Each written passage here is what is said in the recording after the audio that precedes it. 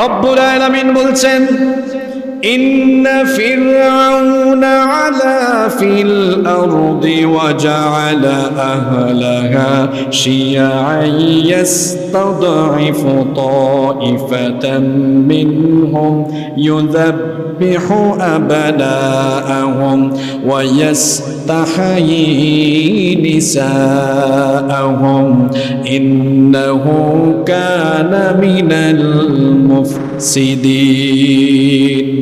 আল্লাহ তাআলা বলছেন, ইন্না ফিরআউনা আলা ফিল আরদ, নিশ্চয়ই ফেরাউন জমিনে অধ্যত আচরণ আরম্ভ করেছিল। ফেরাউন বিদ্রোহ করে বসেছিল, আর এমন বিদ্রোহ করেছিল, বিদ্রোহ করতে করতে ফেরাউন বলেছিল, আনা রব্বুকুমুল আ'লা, আমি হচ্ছি সবচেয়ে বড় খোদা।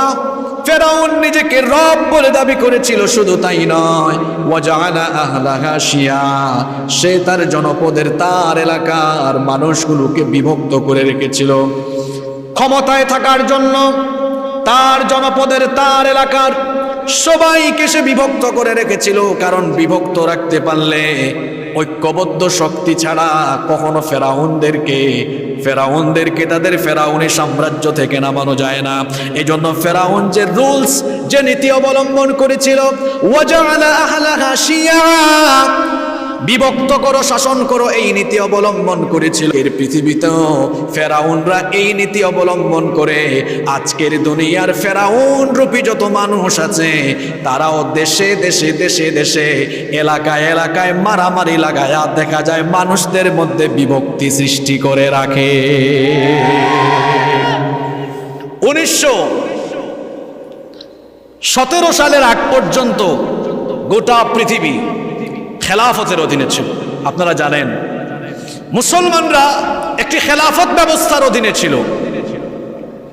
মুসলমানরা যখন খেলাফত ব্যবস্থার অধীনে ছিল, মুসলমানরা তাদের খেলাফতের অধীনে থাকা দেশগুলোতে নির্দ্বিধায় ঘোরাফেরা করতে পারত। ব্রিটিশরা 2টা বিশ্বযুদ্ধ আমাদেরকে শেষ করে দিয়েছে। আমার কথা কি শুনতে পাচ্ছেন আপনারা? পশ্চিমারা এবং তাদের কিছু গোলামরা বিশ্বযুদ্ধ লাগিয়ে, ওই যে বললাম ডিভাইড অ্যান্ড রুলস, আলাদা আলাদা করে দিল। আলাদা থাকায় কি ক্ষতিটা হয়েছে? বাংলাদেশি পাসপোর্ট নিয়ে আমি এখন আমার মুসলমান দেশগুলোতে যেতে হলে ভিসা করা লাগে। এত সহজ না। কিন্তু যদি আমরা মুসলিম রাষ্ট্রগুলো এক খেলাফতের অধীনে থাকতাম, কোনো পাসপোর্ট লাগতো না। আমরা সকল দেশগুলোতে, এই যে আমাদের ছেলেরা হাফেজ হয়েছে, এরা এখন সৌদি আরবে গিয়ে মক্কা ইউনিভার্সিটি, মদিনা ইউনিভার্সিটিতে পড়াশোনা করতে পারে। ডিভাইড অ্যান্ড রুলস হয়ে যাওয়ায় আমরা বিভক্ত হয়ে গেলাম। আমার বাড়ি সিলেটে, আমার অনেক আত্মীয় স্বজন ইউরোপ আমেরিকায় থাকে। ইউরোপের অনেক বহু দেশ আছে, এক দেশের ভিসা থাকলে বাদবাকি দেশগুলোতে এমনিতেই যাওয়া যায়। যারা এখন পৃথিবীকে সিভিলাইজেশন শেখাচ্ছে, তারা অন্যদেরকে, বিশেষ করে মুসলিমদেরকে বিভক্ত করে রেখে তারা নিজেরা, দেখেন না, ওরা নেটো বানিয়েছে ঐক্যবদ্ধ হয়ে আমাদেরকে বিভক্তির বেড়াজালে আবদ্ধ করে দিয়ে বর্তমানে মুসলমানদেরকে এরা পৃথিবীতে গোলামে পরিণত করেছে। এরা দুনিয়ার বর্তমান ফেরাউনি চরিত্র। এই ফেরাউনের কথা আল্লাহ বলছেন, সে তার এলাকার সবাইকে বিভক্ত করে রেখেছিল। কারণ যদি আলাদা আলাদা সবাই থাকে তাহলে এটা ফেরাউনের জন্য সুবিধা। এই জন্য নব্য ফেরাউনের চরিত্র যারা ধারণ করে, তারাও কিন্তু সব সময় জনপদের মধ্যে মানুষদেরকে বিভক্ত রাখতে চায়। কারণ এক হয়ে গেলে অসুবিধা আছে। আর ফেরাউন তার এলাকায় একটা দলকে দুর্বল করে রেখেছিল। যে দলকে দুর্বল করে রেখেছিল সেই দলের নাম হলো বানু ইসরাইল। জুড়ে বলতে হবে, সেই দলের নাম কি? বানু ইসরাইল। এই বনে ইসরাইলকে ফেরাউন কেন দুর্বল করে রেখেছিল, এবার সেই ঘটনাটা আমি কোরআন থেকে বলবো। তার আগে আমি ফেরাউনের পরিচয় দিই। ফেরাউন কোনো ব্যক্তির নাম না। ফেরাউন হচ্ছে রাষ্ট্রপ্রধানের উপাধি। যেমন গণতান্ত্রিক দেশগুলোতে যেখানে সংসদীয় শাসন ব্যবস্থা, সেখানে দেশের প্রধান হচ্ছেন প্রাইম মিনিস্টার, কোনো দেশে প্রেসিডেন্ট। তো প্রাইম মিনিস্টার কি কারো নাম? কথা বলছেন না কেন? প্রেসিডেন্ট কি কারো নাম? এটা নাম না। যেমন আমার পাশে 2জন চেয়ারম্যান সাহেব আছেন, একজন ভাইস চেয়ারম্যান, একজন ইউনিয়ন চেয়ারম্যান। এটা কি ওনাদের নাম? না, এটা ওনাদের পদবি, এটা ওনাদের। ফেরাউন ছিল তৎকালীন সময়ে মিশরের রাষ্ট্রপ্রধানদের নাম। মিশর যারা শাসন করত সেই সকল রাজা বাদশাদের পদবি ছিল কি? মুসা নবীকে আল্লাহ তাআলা ফেরাউনদের শাসনকালে মিশরে পাঠিয়েছিলেন নবী বানিয়ে। ফেরাউন, আবারও বলছি কারো নাম না, মুসা নবী, তিনি তার জীবদ্দশায় 2 জন ফেরাউন পেয়েছেন। কয়জন ফেরাউন? এর মধ্যে প্রথম ফেরাউনের নাম হচ্ছে সেকেন্ড রেমিসেস, দ্বিতীয় রামিসেস। সে মারা যাওয়ার পরে তার ছেলে, তার ব্যাপারে 2টা নাম এসেছে, একটা হলো মানেপ্তা আর একটা হচ্ছে মারনেপ্তা। এই দুটোর কোন একটা নাম হবে। এই বাপ বেটা 2 জন, প্রথমে ছিল বাপ মরার পর তার ছেলে। রাজতন্ত্র ছিল তখন, তো রাষ্ট্রপ্রধানদের নাম কি ছিল? ফেরাউন। ফেরাউন বা ফেরাউনরা এই মিশরকে দখল করেছিল বনু ইসরাইলদের থেকে। এর আগে বলে ফেলি বনু ইসরাইল কারা। ইব্রাহিম আলাইহিস সালামের উপাধি হলো আবুল আম্বিয়া। তিনি হচ্ছেন নবীগণের পিতা, কারণ আল্লাহ পৃথিবীতে যত নবী রাসূল পাঠিয়েছেন সবচেয়ে বেশি নবী রাসূল আল্লাহ তাআলা আমাদের জাতির পিতা ইব্রাহিম আলাইহিস সালামের বংশে পাঠিয়েছেন। সুবহানাল্লাহ। আমাদের নবীও এসেছেন সাইয়েদনা ইব্রাহিম আলাইহিস সালামেরই বংশ থেকে। ইব্রাহিম আলাইহিস সালামের স্ত্রী হাজেরার পেট থেকে জন্ম নিয়েছেন ইসমাইল এবং ইসমাইল আলাইহিস সালামের মা হাজেরা। এই 2 জনকে নিয়ে ইব্রাহিম আলাইহিস সালাম রেখে দিয়ে এসেছেন মক্কা নগরীতে। তাদেরকে কেন্দ্র করে মক্কায় একটা সভ্যতা তৈরি হয়েছে। ইসমাইল আলাইহিস সালামের বংশে আর কোনো নবী আসে নাই, এসেছেন একেবারে শেষ নবী মুহাম্মাদুর রাসূলুল্লাহ। সবাই পড়েন সাল্লাল্লাহু। ইব্রাহিম আলাইহিস সালামের আরেক স্ত্রীর নাম সারা। নাম কি? উনি বন্ধা ছিলেন। শেষ বয়সে এই বন্ধা নারীর ঘরে সন্তান দিলেন কে? তার ঘরে জন্ম নিয়েছেন ইসহাক। বলেন নাম কি? এরা থাকলেন কোথায়? বর্তমান ফিলিস্তিনের কেনানে। ফিলিস্তিনে ইসহাকের ছেলে হলো, নাম রাখা হলো ইয়াকুব আলাইহিস সালামকে বলা হতো ইসরাইল। এটা হিব্রু ভাষার শব্দ, এর অর্থ হলো আল্লাহর বান্দা।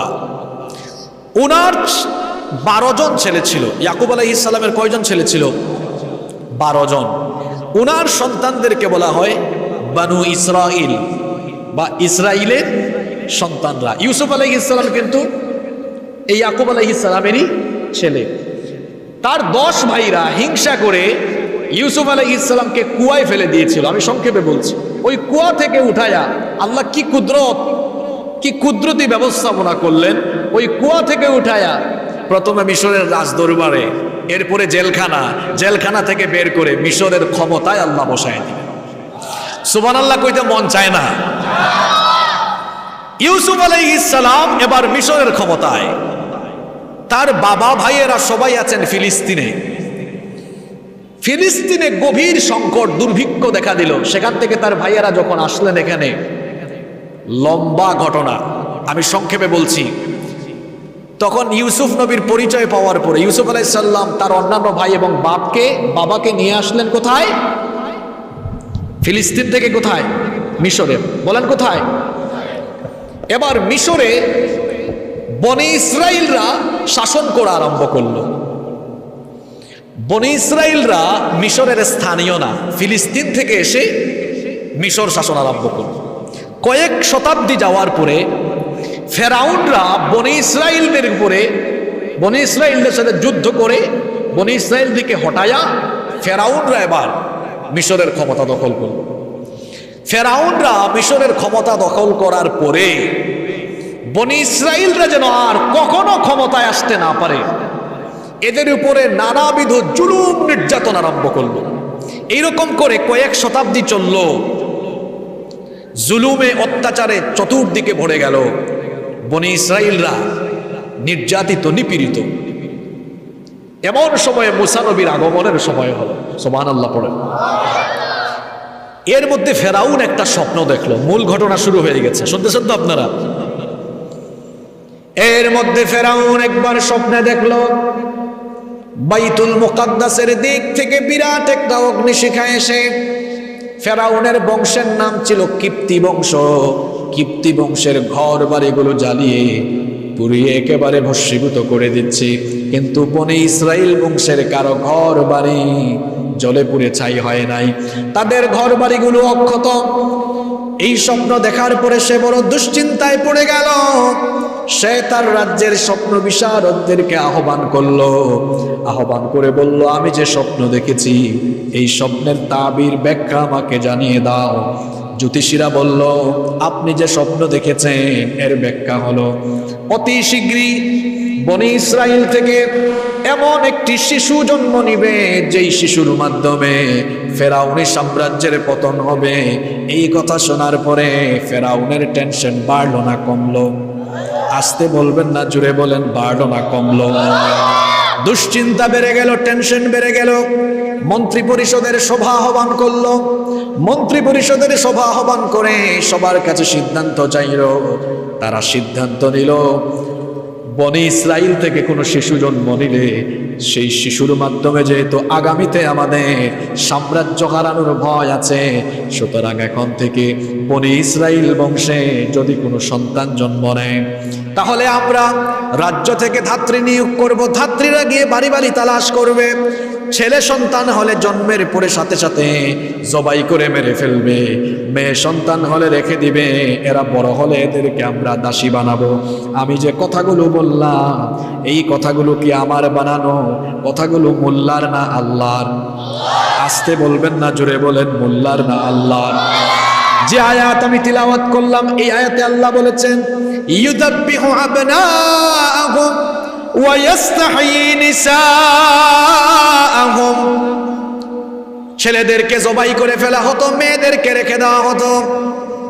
এই রকম করে 1 বছর 2 বছর নয়, বহু বছর চলতে লাগলো। যখনই বনি ইসরাইল বংশে কোনো ছেলে সন্তান জন্ম নেয় সাথে সাথে তারা জবাই করে হত্যা করে ফেলে। ফেরাউন নামে এখন দুনিয়ায় কেউ নাই, কিন্তু এখনো ফেরাউনি চরিত্র লালন করে এমন বহু মানুষ আছে যারা ক্ষমতা হারানোর ভয়ে ভালো ভালো মানুষগুলোকে হত্যা করে ফেলে। দেখেন না ফিলিস্তিনে এই অসভ্য বর্বর ইহুদিগুলো ফিলিস্তিনের নিরীহ বাচ্চাগুলো পর্যন্ত হত্যা করে ফেলে। আরো পৃথিবীতে বহু ফেরাউন আছে যারা থাকলে পরে ক্ষমতা চলে যাওয়ার সম্ভাবনা আছে, নিরপরাধী মানুষগুলোকে অপরাধীর তকমা লাগাইয়া দুনিয়া থেকে বিদায় করে দেয়। এই রকম ফেরাউন, এদের চরিত্র আল্লাহ কোরআনে বর্ণনা করেছেন। এরা মানুষ হত্যাকারী, নির্বিচারে এরা মানুষকে হত্যা করে। ক্ষমতার জন্য মানুষ হত্যা করা এটা ভালো মানুষের বৈশিষ্ট্য নয়, এগুলো হচ্ছে ফেরাউনি চরিত্রের মানুষের বৈশিষ্ট্য। এইরকম 1 বছর 2 বছর চললো না, বেশ কয়েক বছর চলতে লাগলো। এখন নতুন করে একটা সমস্যা দেখা দিল। যারা যুবক ছিল এরা বুড়া হয়ে গেল, বুড়া মানুষ মরে গেল। নতুন করে ফেরাউন তার মন্ত্রী পরিষদ আহ্বান করলো। মন্ত্রী পরিষদের মন্ত্রীরা বলল, কি ব্যাপার, কি ব্যাপার? এই যে আমরা ছেলেগুলো হত্যা করে দিচ্ছি, ছেলেগুলো হত্যা করার কারণে এখন তো আমরা কোনো চাকর বাকর খুঁজে পাচ্ছি না। চাকরির জন্য, পরিশ্রমের জন্য, দিন মজুরের জন্য তো কিছু মানুষ দরকার। এই জন্য তারা নতুন করে আহ্বান করলো, হত্যাকাণ্ড বন্ধ করা দরকার, হত্যাকাণ্ড বন্ধ করা দরকার। এখন কি করা যায়? পরামর্শ দেওয়া হলো, তাহলে 1 বছর হত্যা করা হবে আর আরেক বছর বিরতি দেওয়া হবে। যেই বছর মুসা নবীর জন্ম হলো ওই বছরটা ছিল হত্যার বছর। মুসা নবীর মা মুসা নবীকে যখন জন্ম দিলেন, মুসা নবীর মা এবার দুশ্চিন্তায় পড়ে গেলেন। মুসা নবীর মা চিন্তা করছেন, এখন আমার ঘরে যে আমার ছেলেটার জন্ম হয়েছে এই খবর যদি ফেরাউন বাহিনীর কাছে চলে যায়, আমার ছেলেটাকে তারা হত্যা করে ফেলবে। তিনি যখন দুশ্চিন্তায় পড়ে গেলেন, মুসা নবীর মায়ের কাছে তখন আল্লাহ তাআলা ইলহাম নাজিল করলেন। আল্লাহু আকবার। কি ইলহাম নাজিল করলেন আপনাদেরকে কোরআন থেকে শোনাই। কোরআনুল কারীমের 20 নম্বর সূরা সূরাতুত তাহা এর 37 নম্বর আয়াত থেকে আল্লাহ বলছেন, ওয়ালাকাদ মানান্না আলাইকা মাররাতান উখরা ইয আওহাইনা ইলা উম্মিকা মা ইউহা আনকিযিফিহি ফিত তাবুতি ফাকযিফিহি ফিল ইয়াম। আল্লাহ তাআলা বললেন, আর অবশ্যই আমি ও মূসা তোমার উপরে আরেকবার অনুগ্রহ করেছিলাম।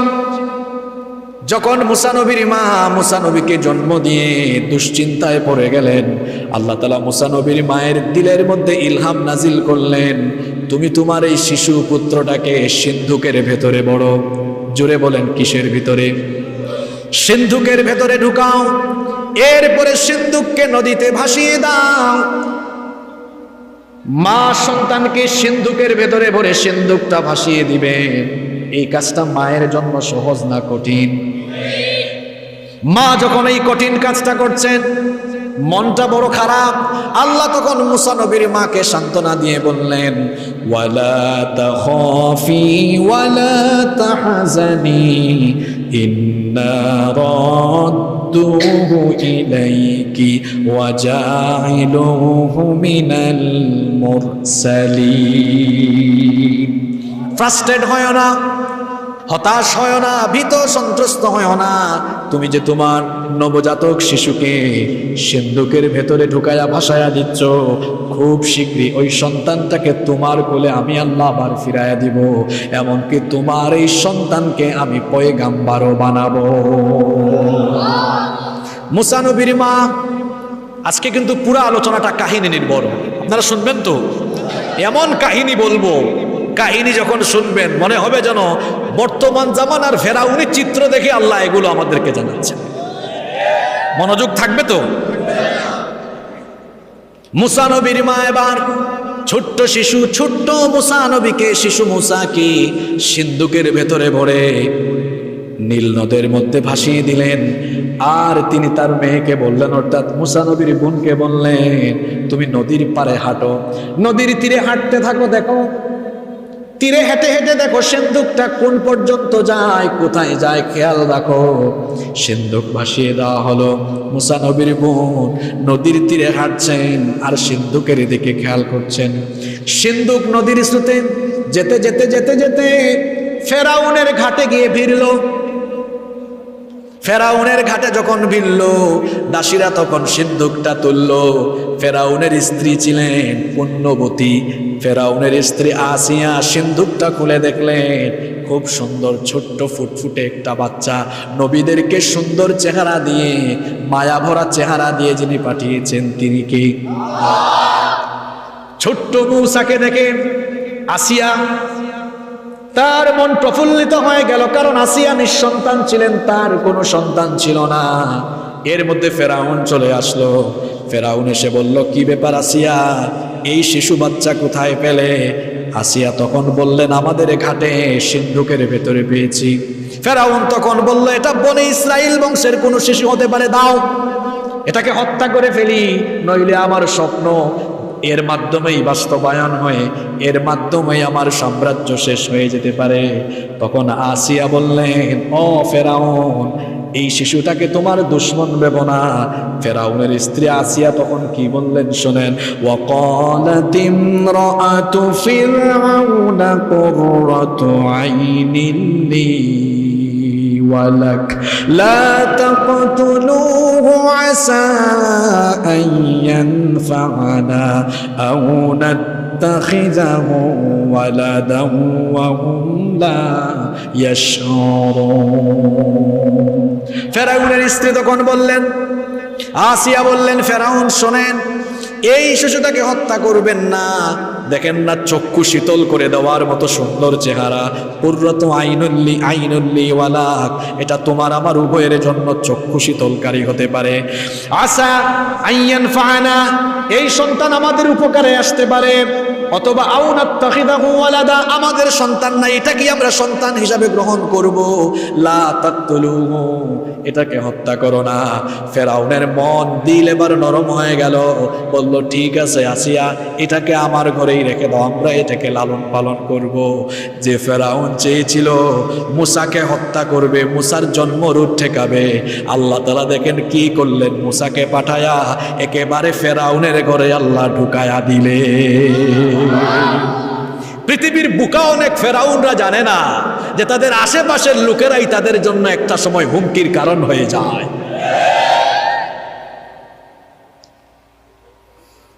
ছোট্ট বাচ্চা তো ভাত খেতে পারবে না, মাংস খেতে পারবে না, মাছ খেতে পারবে না, ছোট্ট বাচ্চা খায় কি?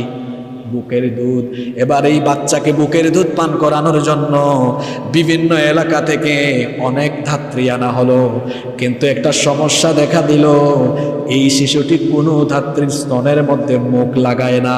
আল্লাহ বলেছেন ওয়াহাররাবনা আলাইহিল মারাদিআ মিন ক্বাবল, কারণ অন্যান্য কোন মহিলার স্তনের মধ্যে মুখ লাগানো আল্লাহ মুসা নবীর জন্য হারাম করে দিয়েছেন। আল্লাহু আকবার। ওইদিকে মুসা নবীর বোন নজর রাখতে ফেরাউনের প্রাসাদের ভেতরে ঢুকে গেল। আসিয়া তখন বললেন হায় হায় হায়, ছোট্ট বাচ্চাটাকে বাঁচাবো কেমনে? কোনো ধাত্রীর স্তন থেকে তো দুধ পান করে না। ওই সময় মুসা নবীর বোন সেখানে উপস্থিত ছিলেন, তিনি বললেন হাল আদুল্লুকুম আলা আহলি বাইতি ইয়াকফুলুনাহু লাকুম ওয়া হুম লাহু নাসিহুন। সে বলল আমি আপনাদেরকে এমন একটা পরিবারের সন্ধান দিব যেই পরিবার এই বাচ্চার দেখাশোনা করতে পারবে। তখন আসিয়া বললেন কোন পরিবার, যাও নিয়ে আসো। তখন মুসা নবীর বোন খুশি মনে বাড়িতে গেলেন, তার মাকে হাজির করলেন। মা এসে পরিচয় দিলেন না। মুসা নবীর মা এসে যখন শিশু মুসা নবীকে কুলে নিলেন, যখনই কুলে নিলেন দুধ খাওয়ানোর চেষ্টা করলেন, দেখা গেল সঙ্গে সঙ্গে মুসা নবী তার মায়ের স্তনের মধ্যে মুখ লাগিয়ে দুধ পান আরম্ভ করে দিলেন। ওই যে আল্লাহ ওয়াদা করেছিলেন, মনে আছে ওয়াদার কথা? মুসা নবীর মাকে বলেছিলেন চিন্তা করো না, শীঘ্রই আবার তোমার শিশুকে তোমার কুলে ফিরাইয়া দিব। কেমনে আল্লাহ ওয়াদা রাখলেন শোনেন।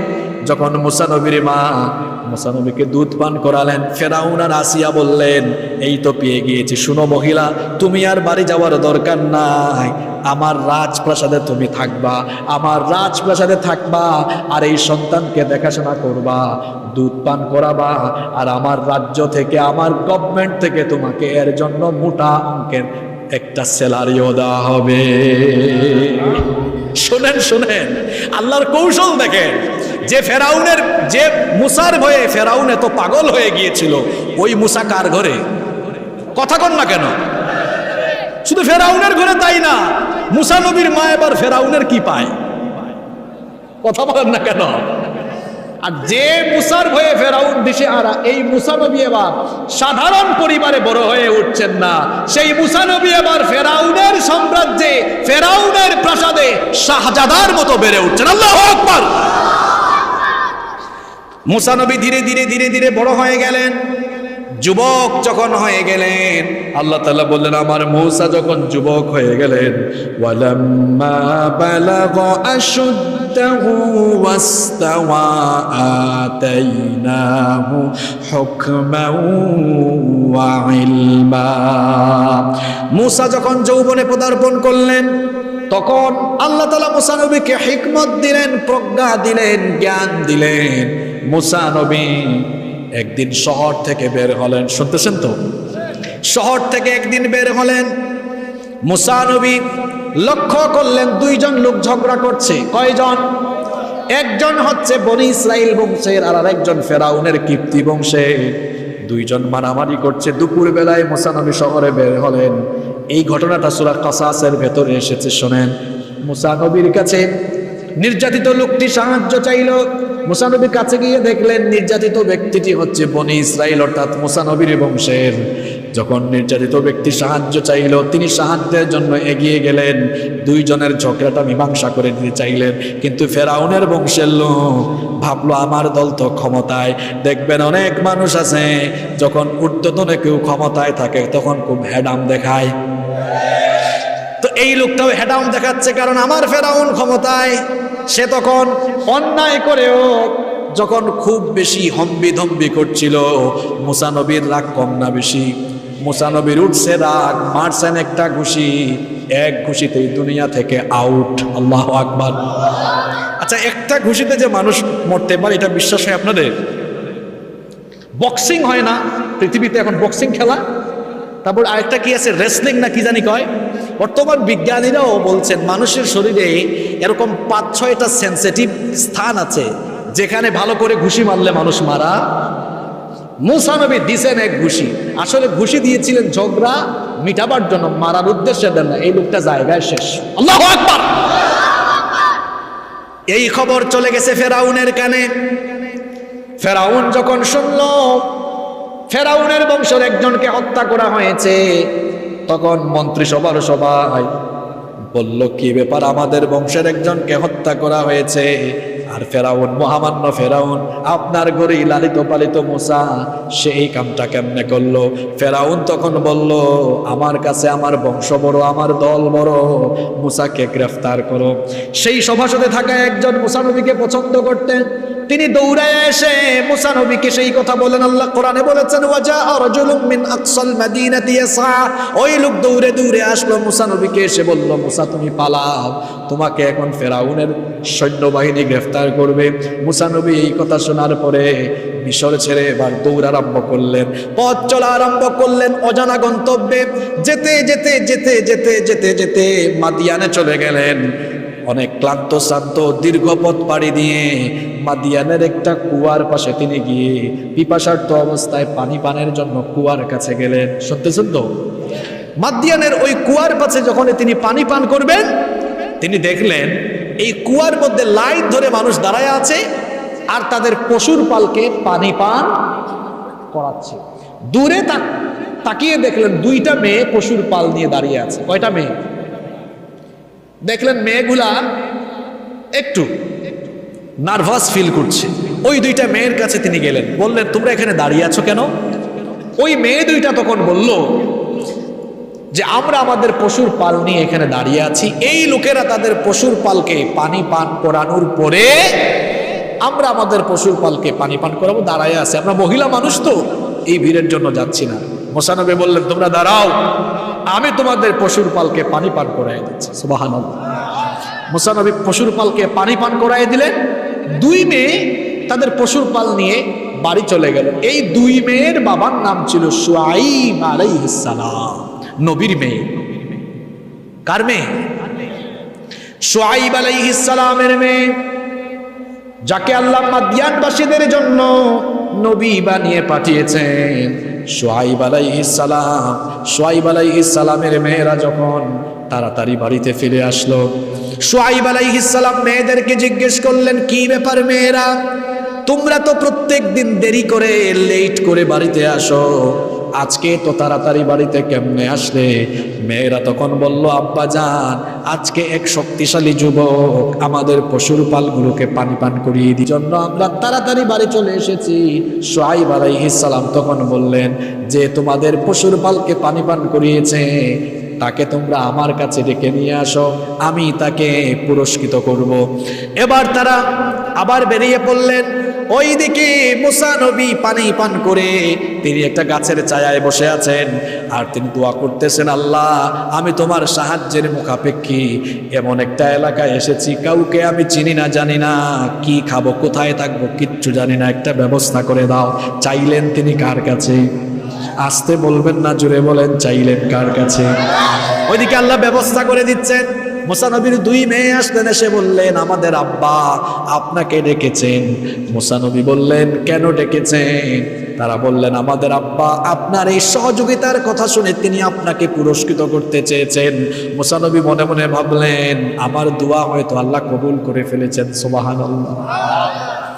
তিনি বললেন, ঠিক আছে চলো তোমাদের বাড়িতে, তবে তোমরা আমার পিছনে থাকো, আমি তোমাদের সামনে যুবকরা এখান থেকে শিক্ষা নিতে হবে, মেয়ে মানুষ যদি আপনার সামনে হাঁটে, মেয়ে মানুষ সামনে হাঁটলে এর মধ্যে থেকে ফিতনা ছড়িয়ে পড়ার সম্ভাবনা আছে না নাই?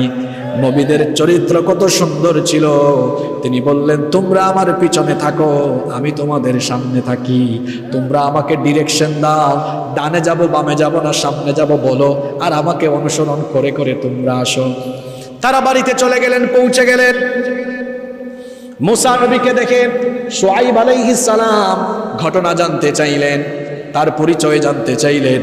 মুসা নবী সব ঘটনা বললেন, কেমনে তিনি মাদিয়ানে আসলেন, বললেন এখানে আমার কেউ নাই।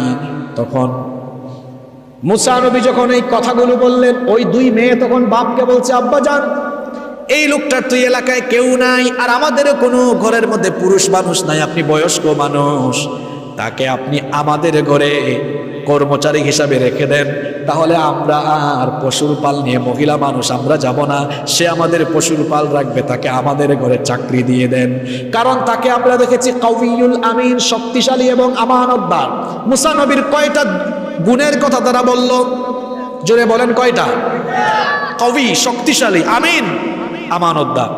এখন শুআইব আলাইহিস সালাম মেয়েকে জিজ্ঞেস করলেন, আচ্ছা এই যে শক্তিশালী তোমরা জানো কেমন? বিভিন্ন রেওয়ায়াতে এসেছে যে কুয়া থেকে তিনি পানি পান করিয়েছেন, এখানে অনেক ভিড় ছিল, এই ভিড় ঠেলাঠেলি করে পানি পান করিয়েছেন। আবার কোনো কোনো বর্ণনা এসেছে এই কুয়ার ঢাকনাটা সরাতে কয়েকজন পুরুষ লাগে, তিনি একাই ওই কুয়ার ঢাকনাকে এক হাত দিয়ে সরিয়ে ফেলছেন। আল্লাহু আকবার। এজন্য মেয়ে বললেন আমরা এটা দেখেছি, এজন্য তাকে শক্তিশালী বলেছি। শুআইব আলাইহিস সালাম বললেন, আর তাকে আমানতদার, বিশ্বস্ত বললা কেন? তখন মেয়েরা বললেন, যখন আমরা তাকে আনতে গিয়েছিলাম তখন সে আমাদের সামনে হেঁটেছে, আমাদের পিছনে হাঁটে না, এখান থেকে বুঝেছে সে আমানতদার। শুআইব আলাইহিস সালাম এটা শুনে বললেন, তাহলে এত ভালো ছেলেকে আমি কর্মচারী হিসেবে রাখবো কেন? সরাসরি তিনি তার মেয়ের জন্য মুসা নবীর কাছে বিবাহের প্রস্তাব দিলেন। আসলে সুন্নতি রীতিনীতি হলো প্রস্তাব আসবে, এখানে আলেমরা বসে আছেন, বিবাহের প্রস্তাব আসবে কার থেকে? মেয়ে পক্ষ থেকে। আমার নবী বিবাহ করেছেন, প্রস্তাব দিয়েছেন নবীজি না খাদিজা? কথা বলছেন না কেন আপনারা? খাদিজা প্রস্তাব দিয়েছেন। মুসা নবী বিয়ে হয়েছে, প্রস্তাব দিয়েছেন কে? তার শ্বশুর শুআইব আলাইহিস সালাম। এই যে শুআইব আলাইহিস সালাম মেয়ে বিয়ে দেওয়ার প্রস্তাব দিলেন, বাড়ি গাড়ি টাকা পয়সা দেখে না চরিত্র দেখে? আপনারা কি দেখেন? বাড়ি গাড়ি আছে কিনা, সরকারি চাকরি করে কিনা? আর সরকারি চাকরি করে কেউ জীবনে কোটিপতি হতে পারবে না, কারণ বাংলাদেশের সবচেয়ে বেশি স্যালারি পান মহামান্য রাষ্ট্রপতি। বিভিন্ন গ্রেডে বেতন আছে না, অষ্টম গ্রেড, নবম গ্রেড, 12তম গ্রেড, 13তম গ্রেড। বাংলাদেশের সর্বোচ্চ হাইয়েস্ট গ্রেডে বেতন পান মহামান্য রাষ্ট্রপতি। মহামান্য রাষ্ট্রপতির বেতন 1,20,000 টাকা। তাইলে বাংলাদেশে আরো যত সরকারি চাকরিজীবী আছেন এদের বেতন মহামান্য রাষ্ট্রপতির চেয়ে বেশি। কাদের সামনে কথা বলি? কোনো আওয়াজ নাই, বেশি। অনেক সরকারি চাকরিজীবী বাপরে বাপ, হাতের মধ্যে 2-3টা আইফোন, হাতের মধ্যে অ্যাপল ওয়াচ, তার 4-5 মাসের বেতন একত্রিত করে আইফোন কেনা যাবে না, এত টাকা তো বেতন না। অল্প পয়সায় চাকরি করে বাড়ি গাড়ি সব বানিয়ে ফেলেছে, নিশ্চয়ই তার ইনকামের ভেতরে 2 নম্বরই হারাম রয়েছে। ওটা ঘুষখোর, দুর্নীতিবাজ, তাতে কোনো সন্দেহ নাই। আমি স্পষ্টবাদী মানুষ, যেটা বলি স্পষ্ট করে বলি, নইলে তুমি এত কম পয়সা বেতন পেয়ে, আমি অনেক সরকারি চাকরিজীবীকে দেখেছি ফুটানি, বাপরে বাপ, তার হাতের মধ্যে 2-3টা আইফোন নিয়ে ঘুরে। নিঃসন্দেহে ঘুষখোর, ঘুষের টাকা খাইয়া এক ফাইল এক টেবিল থেকে আরেক টেবিলে পাঠায়। মেয়ে বিয়ে দেওয়ার সময় বলবেন, বাবা তুমি হারাম পথে উপার্জন করো না, হালাল পথে উপার্জন করো, সেটা বল। আর মেয়ে বিয়ে দেওয়ার সময় এত পয়সা পয়সা করেন কেন? আপনার বয়স যখন 25-26 বছর ছিল তখন কি আপনি কোটিপতি ছিলেন? হ্যাঁ, যারা 25-26 বছরে যারা বলে আমার টাকা পয়সা আছে, ওইটা তার না, ওইটা তার বাপ দাদার থেকে পাওয়া। বাপ দাদার পরিচয়ে যারা চলে এরা গাধা, আর নিজের পরিচয়ে যারা চলে এরা শাহজাদা। আপনার মেয়েকে গাধার কাছে না, শাহজাদার কাছে বিয়ে দেন। যেই ছেলে অল্প পয়সা ইনকাম করে, নিজের পরিচয় আছে, নিজস্ব পরিচয়ে চলে, ওইটা হলো আসল ছিল। আবার বিবাহের মধ্যে যৌতুক, যৌতুক অবশ্য আমাদের এলাকায় নাই, এখানে আছে, এটা খুব জায়েজ, তাই না? এই হচ্ছে অবস্থা আমাদের বিবাহ শাদীর। আল্লাহ এর থেকে আমাদেরকে হেফাজত করেন। ঘটনা কোন জায়গায় ছিলাম মনে আছে? শুআয়ব আলাইহিস সালাম বললেন, কর্মচারী হিসাবে না, আপনি আমার এই 2 মেয়ে থেকে যে কোনো একটা মেয়েকে বিয়ে করে ফেলেন। সুবহানাল্লাহ। বিয়েতে মোহরানা লাগে কিনা? মুসা নবীর মোহরানা দেওয়ার মতো কিচ্ছু আছে? এখন জামাই শ্বশুর চুক্তি করলেন, কি করলেন? চুক্তি করলেন। মোহরানা যেহেতু কিচ্ছু নাই, শ্বশুর প্রস্তাব দিলেন যে বাবা দেখো, তোমার যেহেতু কিচ্ছু নাই, তুমি আমার ঘরে 8 বছর চাকরি করো। কয় বছর? তবে তুমি যদি আরো 2 বছর বাড়াইয়া 10 বছর পর্যন্ত করো, সেটা আরো অতি উত্তম। মুসা নবী মেনে নিলেন। এবার তিনি মাদিয়ানে এসে বিয়ে শাদী করে শ্বশুর বাড়িতে একটা চুক্তি করে, ওই চুক্তিকে মোহরানা বানিয়ে মাদিয়ানে তিনি বসবাস করা আরম্ভ করলেন। সুবহানাল্লাহ পড়ে। এবার আরম্ভ হচ্ছে মূল কাহিনী, মূল ঘটনা। মনোযোগ আছে তো আপনাদের? তিনি 10 বছরই থাকলেন। মেয়াদ এবার, জোরে বলেন, মেয়াদ শেষ। এখন তিনি মাদিয়ান ছেড়ে চলে যাবেন আবার তার নিজের এলাকায়। কোথায়? মিশর। কোথায়? এত বছর জামাই শ্বশুর বাড়ি থাকলেন। শ্বশুর এবার খুশি হয়ে যাওয়ার সময় জামাইকে 1 পাল দুম্বা হাদিয়া দিলেন। সুবহানাল্লাহ পড়বেন না? 1 পাল কি দিলেন? আর এই 10 বছরের ভিতরে মুসা নবীর 2টা সন্তানও হয়ে গেছে। কয়টা সন্তান? এবার স্ত্রী সন্তান নিয়ে তিনি মাদিয়ান থেকে রওনা করেছেন মিশরের উদ্দেশ্যে। যেতে যেতে যেতে যেতে মিশর সীমান্তের সিনাই পর্বতমালা তুর পাহাড়ে গেলেন। কোন কোন বর্ণনা এসেছে পথ হারিয়ে ফেলেছেন, কোন কোন বর্ণনা এসেছেন অন্ধকার। ঠিক ওই সময় তার স্ত্রীর প্রসব বেদনা আরম্ভ হয়, সন্তান হল। একটু আগুন দরকার, শীতের রাত, প্রচন্ড ঠান্ডা। পাথরের সাথে পাথর ঘষে আগুন ধরাবার চেষ্টা করলেন, কিন্তু আগুন ধরাতে পারলেন না। হঠাৎ করে মুসা নবী লক্ষ্য করলেন দূরে আগুন দেখা যায়। তিনি তার স্ত্রী সন্তান পরিবারকে বললেন, তোমরা এখানে আমার জন্য অপেক্ষা করো, আমি দূরে আগুন দেখতে পাচ্ছি, আমি গিয়ে সেখান থেকে তোমাদের জন্য আগুন সংগ্রহ করে নিয়ে আসি, দেখি আমি আগুন আনতে পারি কিনা, অথবা আমি কোনো রাস্তার সন্ধান পাই কিনা। যখন তিনি আগাতে লাগলেন, বিস্ময়কর ব্যাপার, মুসা নবী যতই আগান আগুন তত বেশি পিছনে যায়, তিনি যত আগান আগুন তত পিছনে যায়, যত সামনে যান আগুন তত পিছনে যায়। আল্লাহু আকবার। হঠাৎ করে দেখলেন একটা সবুজ গাছের ডালের উপরে আগুন জ্বলছে। বিস্ময়কর ব্যাপার, গাছের কোনো পাতা পুড়ছে না, গাছের পাতা সবুজ, পাতার উপরে আগুন জ্বলছে। এই বিষয়টা দেখে তিনি একেবারে হতভম্ব হয়ে গেলেন, অবাক হয়ে গেলেন। যখন তিনি আগুনের এই বিস্ময়কর ব্যাপার দেখে হতভম্ব হয়ে গেলেন, তখন হঠাৎ করে আওয়াজ চলে আসলো তার কানে। এই ঘটনা আল্লাহ কোরআনে কারিমে বলছেন, ফালাম্মা আতাহা নুদিয়া ইয়া মূসা ইন্নী আনা রাব্বুকা ফাখলা'না আলাইকা ইন্নাকা বিল ওয়াদিল মুকাদ্দাসি তুওয়া। হঠাৎ করে মুসা নবীর কানে পাহাড়ের চতুর্দিক থেকে আওয়াজ আসলো, হে মুসা, তুমি যেখানে আগুন দেখছো এটা আগুন নয়, আমি তোমার রব তোমার সাথে কথা বলছি। ফাখলা'না আলাইক, তুমি তোমার জুতা খোলো, পা থেকে জুতা খোলো, কারণ হলো ইন্নাকা বিল ওয়াদিল মুকাদ্দাসি তুওয়া, তুমি এক পবিত্র উপত্যকায় এসে হাজির হয়েছো। ওয়া আনা ইখতারতুকা ফাসতামি' লিমা ইউহা, আমি তোমাকে মনোনীত করলাম নবী হিসাবে, আমি তোমার কাছে ওহী নাজিল করলাম। ওই দিন প্রথমবার মুসা নবীর সাথে কথা বললেন কে? আমার নবী মেরাজে গিয়ে আল্লাহর সাথে কথা বলেছেন, আর মুসা নবীর সাথে আল্লাহ দুনিয়ায় থাকাকালীন কথা বলেছেন। এজন্য মুসা নবীকে বলা হয় কালিমুল্লাহ, ওয়া কাল্লামাল্লাহু মূসা তাকলিমা। মুসা নবীর সাথে আল্লাহ কথা বলেছেন।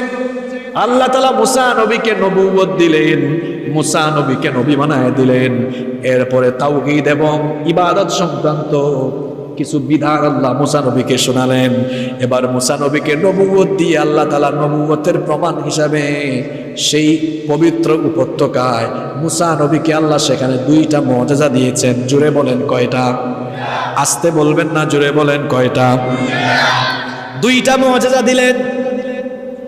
তার মধ্যে একটা মুআজিজা হলো তার হাতের লাঠি। মুসা নবীর হাতে লাঠি ছিল। আল্লাহ বললেন ওয়ামা তিলকা বিয়ামিনিকা ইয়া মুসা, মুসা তোমার হাতে এটা কি? মুসা আলাইহিস সালাম তখন বললেন এটা আমার হাতের লাঠি, এটার উপরে আমি ভর করে চলি, এটা দিয়ে গাছের ডাল থেকে পাতা ঝরাই, আর আমি আমার পশুর পালকে খাওয়াই, ইত্যাদি ইত্যাদি আরো অনেক কাজ করি। আল্লাহ তাআলা তখন বললেন মুসা এত বর্ণনা দেওয়া লাগবে না, তোমার হাতের থেকে লাঠিটা মাটিতে ফেলো। মাটিতে ফেলা মাত্র হাতের লাঠি আল্লাহর হুকুমে কি হয়ে গেল? তিনি ভয় পেয়ে গেলেন। আল্লাহ বললেন লা তাখাফ, ভয় পেও না, এটা আবার ধরো। তিনি যখন আবার এটা ধরলেন, সঙ্গে সঙ্গে এটা আবার পূর্বের অবস্থায় ফিরে গেল। এটা হলো একটা মুআজিজা। আরেকটা মুআজিজা আল্লাহ দিলেন মুসা নবীকে। আল্লাহ বললেন তোমার হাত বগলের নিচে রাখো। বগলের নিচে রেখে তিনি যখন হাত বের করলেন, দেখা গেল তার হাতের থেকে শুভ্রতা এবং আলো ছড়াচ্ছে। এই হলো মোট কয়টা মুআজিজা? জোরে বলেন কয়টা?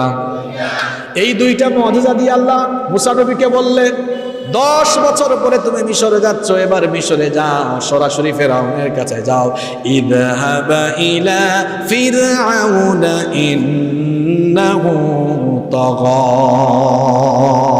ফেরাউনের কাছে যাও, সে সীমালঙ্ঘনকারী, বিদ্রোহী, জালিম, অত্যাচারী, তার কাছে যাও, গিয়ে তুমি দাওয়াত দাও। মুসা নবী মুখে একটু জড়তা ছিল, কথা বলতে গেলে আটকে যেত। তিনি তখন বললেন রব্বি শরহ লি সাদরি ওয়া ইয়াসসির লি আমরি ওয়াহলুল উকদাতাম মিন লিসানি ইয়াফকাহু কওলি। হে আল্লাহ, তুমি আমার অন্তরকে প্রশস্ত করে দাও, আমার জন্য নবুয়তের এই কাজ, এই দায়িত্বকে সহজ করে দাও, আমার জিহবার জড়তা দূর করে দাও, যাতে করে জনগণ আমার কথা বুঝতে পারে। আর আল্লাহ, তুমি আমাকে নবুয়ত দিয়েছো, সাথে সাথে ওয়াজআললি ওয়াজিরাম মিন আহলি হারুনা আখি, আমার ভাই হারুনকেও তুমি আমার সাথে নবুয়ত দাও, তাকেও নবী বানাও। কারণ হারুন খুব সুন্দর করে বক্তৃতা দেয়, সুন্দর করে কথা বলে। আমার ভাই হারুনকেও আমার সাথে নবী বানিয়ে দিলে 2 ভাই একসাথে মিলে আমরা দাওয়াতি কাজ করবো। সুবহানাল্লাহ। মুসা নবীর এই দুআ আল্লাহ কবুল করলেন। 2 ভাইকে আল্লাহ নবী বানালেন। 2 ভাই এবার মিশরে ঢুকলেন। ঢোকার পরে সরাসরি ফেরাউনের দরবারে গিয়ে মুসা নবী কি বললেন শুনেন। আল্লাহ বলছেন ওয়াকালা মুসা ইয়া ফিরআউনু ইন্নী রাসূলুম মির রাব্বিল আলামিন। তিনি বললেন হে ফেরাউন, নিশ্চয়ই আমি জগৎ সমূহের প্রতিপালকের পক্ষ থেকে রাসূল হিসেবে প্রেরিত হয়েছি। তুমি তোমার এই সীমালঙ্ঘন আর বিদ্রোহী ঔদ্ধত্যপূর্ণ আচরণ ছাড়ো, তুমি ঈমান আনো, তোমার জুলুম নির্যাতন বন্ধ করো। এই কথা বলার পরে ফেরাউন ফুলের মালা দিয়েছে তো, তাই না? কথা বলেন না কেন? ফেরাউন তখন বলল ওমা রব্বুল আলামিন, জগৎ সমূহের রব এটা আবার কে? মিশরের জনগণ তো জানে আনা রব্বুকুমুল আলা, আমি হচ্ছে বড় খোদা, তুমি আবার কোন রবের কথা বলো? মুসা নবী তখন রবের পরিচয় দিয়েছেন। আমি সংক্ষেপে বলছি। মুসা নবী রবের পরিচয় তুলে ধরলেন। এরপরে ফেরাউন বলল তুমি আসলে পাগল হয়ে গিয়েছো, ছোটবেলা থেকে তুমি আমাদের ঘরেই লালিত পালিত হয়েছো, তারপর হঠাৎ করে মিশরে ছেড়ে 10 বছর কোথায় ছিলে? হঠাৎ করে এসে তোমাকে নবী বলা শুরু করছো। তো তুমি যদি পয়গাম্বরই হয়ে থাকো, এর কি কোনো প্রমাণ আছে নাকি, মুআজিজা আছে নাকি? মুসা নবী বললেন আছে। আল্লাহ মুসা নবীকে মুআজিজা দিয়েছেন কয়টা? মুসা নবী বললেন আছে। ফেরাউন বলল কি আছে দেখাও। হাত থেকে লাঠি ফেললেন, সাপ হয়ে গেল। বগলের নিচ থেকে হাত বের করলেন, শুভ্রতা ছড়ালো। এটা দেখে ফেরাউন বলল, গোটা মিশরে আমার সাম্রাজ্যে এরকম বড় বড় জাদুকর আছে, তুমি জাদু দেখে যা ভাবতেছ আমাকে তুমি বশ করে ফেলবা, এটা হবে না। তুমি যেরকম জাদু দেখাতে পারো, আমার রাজ্যের জাদুকরেরাও এমন জাদু জানে।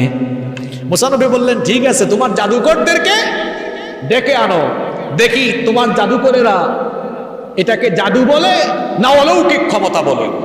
এবার একটা দিন নির্ধারণ করা হলো, শুনতেছেন তো আপনারা? জাদুকরদেরকে আনা হলো, মিশরের বিখ্যাত বিখ্যাত জাদুকর সবাই আসলো। সবাই এসে জাদুকরদের হাতে রশি ছিল। কি ছিল? এই রশি তারা ফেললো, জাদু হচ্ছে এক প্রকার ভেলকিবাজি। দেখা যাচ্ছে এটা সাপ হয়ে নড়াচড়া করছে। আল্লাহ মুসা নবীকে বললেন, আপনার হাতের লাঠিটা শুধু ফেলেন। লাঠি ফেলা মাত্রই বিশাল একটা সাপ হলো।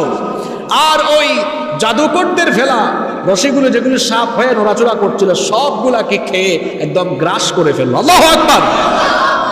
মিশরের বিখ্যাত বিখ্যাত জাদুকরেরা ভয় পেয়ে গেল।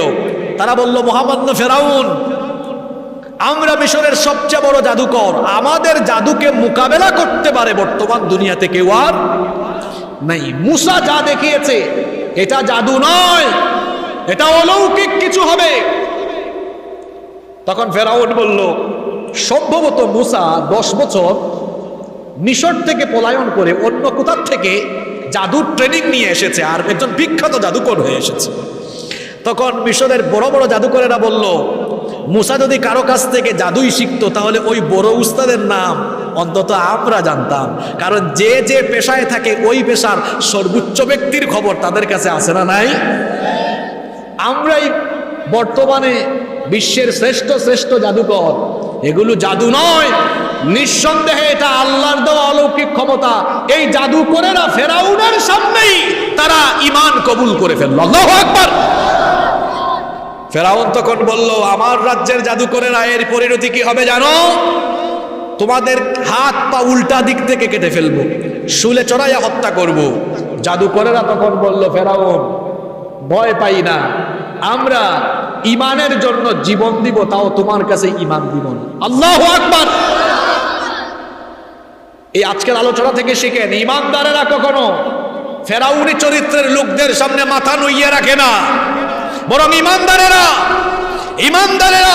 ঈমানের কারণে যতদিন বাঁচে দুনিয়ায় সিংহের মতো মাথা উঁচু করে বাঁচতে চায়। ইতিমধ্যে এই সব ঘটনা জেনে ফেলেছেন মুসা, এই সব ঘটনা জেনে ফেলেছেন ফেরাউনের স্ত্রী। নাম কি? কথা কয় না। আজকের মাহফিলে মহিলারা আছে, মহিলাদের অবদান ইসলামে আপনাদের থেকে কম না বেশি? সর্বপ্রথম ইসলাম কবুল করেছেন আপনারা না মহিলারা? সর্বপ্রথম ইসলামের জন্য জীবন দিয়েছেন আপনারা না মহিলারা?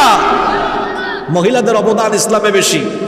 আসিয়া যখন এটা শুনলেন, এই অলৌকিক সব ঘটনা শোনার পরে এবার ফেরাউনের বউ, ফেরাউনের স্ত্রী আসিয়া মুসা নবীর উপর ঈমান আনলেন। একটু সুবহানাল্লাহ কইতে ইচ্ছা করে না? কুড়িগ্রামের কোন গুরুস্থানে যে ওয়াজ শোনায় আমি নিজেও বুঝি না। এরপরে এই খবর চলে গেল ফেরাউনের কানে। সবাই বলাবলি করছে, আপনি সবাইকে শায়েস্তা করেন, ওইদিকে আপনার ঘরের বউ কাম সরছে। ফেরাউন এবার আসিয়াকে এসে বলেন, আসিয়া যা শুনেছি তাকে সত্য? আসিয়া বললেন, কি শুনেছেন? এরকম এরকম শুনলাম। আসিয়া বললেন, যা শুনেছেন সত্যই শুনেছেন। ফেরাউন বললেন, দেখো তুমি আমার স্ত্রী, তোমাকে তো আমি মারতে পারি না, তোমার সাথে তো আমি কোনো কন্ট্রাডিকশনে যেতে পারি না, আসো আপোষ করি। কি করি? তুমি এই সব কিছু ছাড়ো, যেভাবে এতদিন ছিল ওইভাবেই চলো। আসিয়া বললেন, না, আমি যে রবের উপর ঈমান এনেছি ওই রবের ঈমান আমি ছাড়তে পারবো না। সুবহানাল্লাহ। ফেরাউন রাগান্বিত হলো, বলল, এর পরিণতি কি হবে তুমি জানো? কই পরিণতি যাই হোক আমি জীবন দিব, তাও ঈমান দিব না। আল্লাহু আকবার! এই নির্যাতনের কাহিনী বহু লম্বা, সেদিকে যাচ্ছি না। ফেরাউন তার নিজের বউকে নির্যাতন করে নিপীড়ন করে হত্যা করেছে। ফেরাউনি চরিত্রের লোকেরা ক্ষমতার জন্য নিজের পরিবার পরিজন, নিজের দলের লোককেও তারা প্রয়োজনে হত্যা করতে পারে। এটা ফেরাউনি চরিত্রের বৈশিষ্ট্য। তারা নিজের আশেপাশের লোকদেরকেও মাঝে মাঝে কি করবে, ক্ষমতার জন্য সরাই ফেলবে। যেমনটা করেছে কে? কথা বলেন না কেন? করেছে কে? ফেরাউন নিজের স্ত্রীকে সে মেরে ফেলেছে। এবার মিশর, গোটা মিশরে এই খবর ছড়িয়ে গেল। গোটা মিশরে যখন এই খবর ছড়িয়ে গেল, থমথমে অবস্থা। নতুন করে ফেরাউন সভা আহ্বান করলো, কি করা যায়? দুইটা সিদ্ধান্ত তারা নিল। জোরে বলতে হবে, কয়টা? জোরে বলেন, কয়টা? প্রথম সিদ্ধান্ত নিল, মুসার দাওয়াত যদি বাড়ে আর তার দাওয়াতে যদি মানুষ দিন দিন ঈমান গ্রহণ করে, তাহলে তাদের সংখ্যা বাড়বে না কমবে? সংখ্যা যেন না বাড়ে, আবার সেই পুরনো কাজ চালাও। বনি ইসরাইলের ঘরে যত শিশু সন্তান হত্যা করবে, ছেলে হলেই কি করো? জবাই করো, হত্যা করো। আবার শুরু হলো সেই পুরনো কাজ, আবার শুরু হলো সেই পুরনো কাজ। এটা এক। দুই নম্বর সিদ্ধান্ত তারা নিল, ইবাদত করতে বাধা দিত। কি করতে বাধা দিত? জোরে বলতে হবে। মুসা নবী দাওয়াত যেখানে নিয়ে যেতেন সেখানেই বাধা বিঘ্নতা সৃষ্টি করত, তাদের ইবাদত গৃহের উপর হামলা চালাতো। এই পৃথিবীতে বর্তমানে ফেরাউনি চরিত্রের মানুষেরা, তারাও দেখা যায় ঈমানপন্থী লোকদের ইবাদতের জায়গাগুলিতে, সেখানে তারাও বিভিন্ন ধরনের বাধা বিপত্তি সৃষ্টি করে। অনেক ফালতু কাজে বাধা বিপত্তি নাই, ভালো কাজে কত বাধা। ভালো কাজের জন্য দৌড়াইতে দৌড়াইতে মাঝে মাঝে জুতার তলা সুদ্ধা ক্ষয় হয়ে যায়।